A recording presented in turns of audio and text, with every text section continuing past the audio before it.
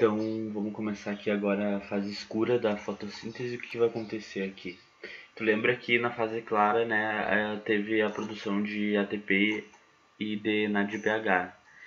Então a fase escura ela vai gerar energia a partir dessas moléculas que foram produzidas na fase clara, e além disso a fase escura vai pegar o CO2 da atmosfera e vai colocar ele junto com essas moléculas dentro de um ciclo que a gente vai chamar de ciclo de Calvin, que é esse que tu tá vendo aqui. E é dentro desse ciclo aqui que o CO2 vai ser transformado em açúcar e também em carboidrato, glicose, sacarose e até mesmo em amido. Ó, aqui tá então o nosso ciclo de Calvin. Então a primeira coisa que tu tem que entender aqui é que o CO2 ele vai ser utilizado nesse ciclo para a produção de açúcar, de carboidrato, de energia em geral. Então, onde que vai começar esse ciclo? Ele se inicia quando a ribulose 1,5-bifosfato, ou a RuBP, que tem 5 carbonos, vai se unir com esse CO2 aqui, ó, que está vindo da atmosfera, que ele tem um carbono. E quem faz a fixação desse dióxido de carbono aqui nessa molécula aqui chamada de ribulose é uma enzima que a gente vai chamar ela de rubisco. E só por curiosidade, assim, a rubisco ela é a enzima que a gente mais encontra no planeta, ela é a mais abundante que existe. Então é ela que vai fazer essa fixação do CO2 com essa molécula de ribulose. Então o que vai acontecer agora? Eu acabei de formar uma molécula com 6 carbonos, num estágio que a gente vai chamar aqui, ó, de estágio de fixação. E a partir daí, essa molécula de 6 carbonos, ela vai se partir ao meio, formando moléculas de 3 carbonos, que a gente vai chamar de 3-fosfoglicerato ou PGA. Então o que vai acontecer aqui, ó? Essa molécula PGA, que tem os 3 carbonos, ela vai usar ATP e o NADPH. Tu lembra deles? Esses aqui são as moléculas de energia que foram feitas lá na fase clara da fotossíntese.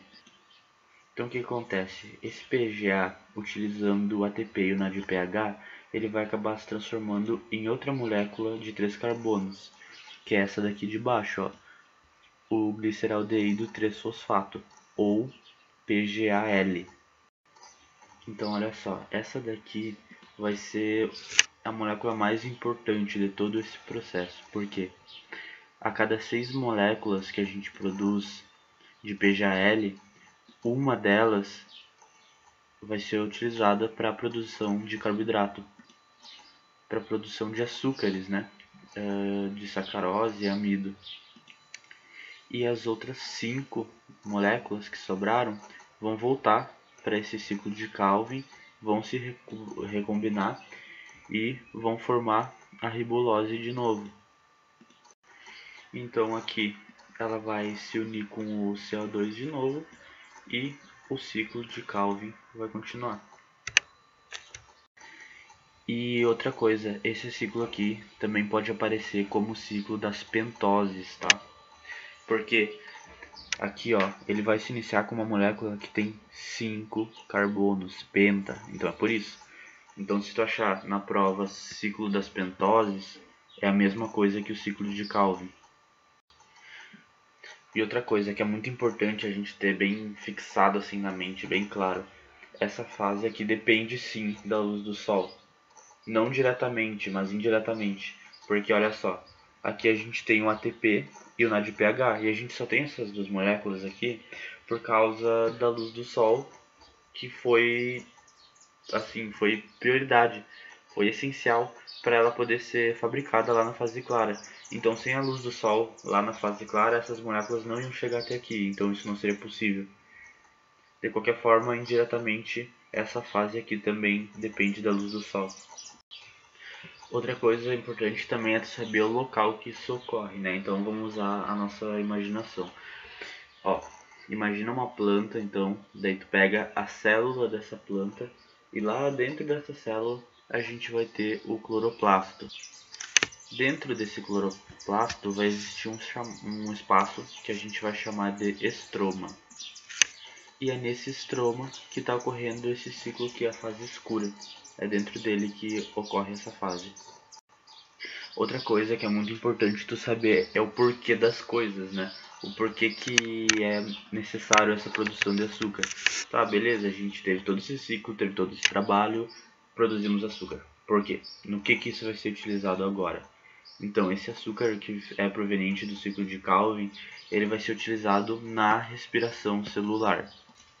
E essa respiração celular ela é feita para a produção do quê? De ATP. Beleza, show. Mas aí eu sei que tu tem uma pergunta para me fazer. Ok, a planta vai produzir açúcar, lá na respiração celular ela vai quebrar açúcar e vai produzir ATP. Mas acontece que na fase clara já se produziu ATP. Então por que ela vai ter todo esse trabalho de produzir açúcar para quebrar ele e produzir mais ATP ainda? Não faz sentido, né? Na verdade faz. Por quê? Isso vai funcionar. Eu vou dar uma poupança como exemplo. Lá na fase clara ela vai produzir o ATP, beleza? Só que é pouco, não é o suficiente para ela. Então ele vai usar esse ciclo para produzir o açúcar e quebrando esse açúcar tu tem uma produção muito maior de ATP. Então ela vai depositar um pouquinho de ATP nesse ciclo, vai produzir uma quantidade maior de açúcar, quebrando ele mais ATP. Então é para isso que serve todo esse ciclo gigante. Se tu for ver, ó, os dois ciclos eles estão conectados diretamente, um depende do outro, um completa o outro. Então isso é bem importante que tenha fixado na tua cabeça. Então agora para finalizar essa parte de fotossíntese, eu achei um esqueminha da hora aqui na internet que ele mostra as duas fases juntas. Tá? É importante que tu tenha bem claro na tua cabeça essas duas fases. Então eu vou dar uma explicada geral aqui nesse esquema. Aqui então a gente tem as reações claro, né? Reações de claro, que especificamente é a fase clara, e elas dependem da luz do sol diretamente, e as reações de escuro ou fase escura, que elas não dependem diretamente da luz do sol. Lembra, elas têm outros nomes também. A gente pode chamar a fase clara de fase fotoquímica e a fase escura de fotoquímica, ou fase enzimática também, a fase escura. Tem vários tipos de nome que tu pode encontrar aí na prova. Então olha só, a gente utiliza aqui na fase clara água mais a luz do sol para formação de ATP e NADPH, ou NADPH2, como está colocado aqui. Beleza, então aqui nessas reações onde acontecia a fotólise da água, que era quando a água era quebrada, e a fotofosforilação, que era a produção de ATP e de NADPH2, tinha a produção de oxigênio, né? Maravilha. Então o que aconteceu?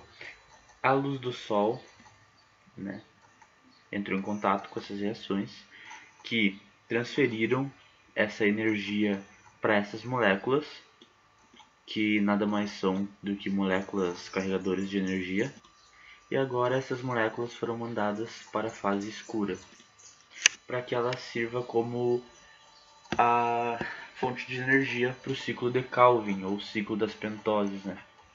É para isso que vai servir então essas duas moléculas. E aí, como resultado dessas reações, a gente vai produzir a glicose, né? O açúcar, o carboidrato e o amido. Então esse aqui é o esquema geral de toda a fotossíntese.